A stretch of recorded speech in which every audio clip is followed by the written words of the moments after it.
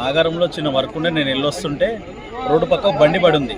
బండి ఎందుకు పడి ఉందని చూసేసరికి పక్కకి ఒక బట్టలేని ఒక స్త్రీ ఆడుంది. ఏందని అక్కడ దగ్గరికి వెళ్ళి అడిగేసరికి అమ్మ నా మీద ఇట్లా ఆ మిల్లులో పనిచేసే ఒక వ్యక్తి నేను పొలం దగ్గర పని చేసుకుంటుంటే నీళ్ళ కోసం అని వచ్చి ఆ నీళ్లు తాగినట్టు తాగి నన్ను బొందలో పడేసి నా మీద రేపు అటెంప్ట్ చేసి నన్ను చంపడానికి కొట్టిండన్నట్టుగా చెప్తుంది.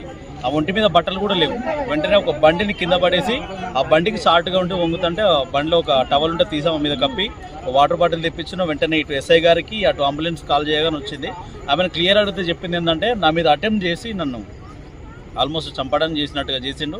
ఫస్ట్ మాత్రం ఫిజికల్ అటెంప్ట్ జరిగింది. రేప్ అటెంప్ట్ ఏదైతే ఉందో అది జరిగిన తర్వాత వాడు తాగి ఉన్నాడంట.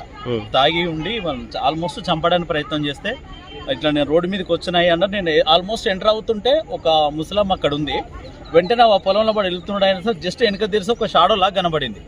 ఇప్పుడు ఆయన వెనక పరిగెడుతున్న ఈమెకు ప్రాబ్లం ఉందని చెప్పి ఒక వాటర్ బాటిల్ తెప్పించి వెంటనే ఆమెకి ఇటు ఎస్ఐ గారికి అటు అంబులెన్స్ ఇన్ఫార్మ్ చేయగానే వాళ్ళు వచ్చారు. వెంటనే ఆమె యాక్షన్ తీసుకున్నారు. జరిగిన విషయం అది.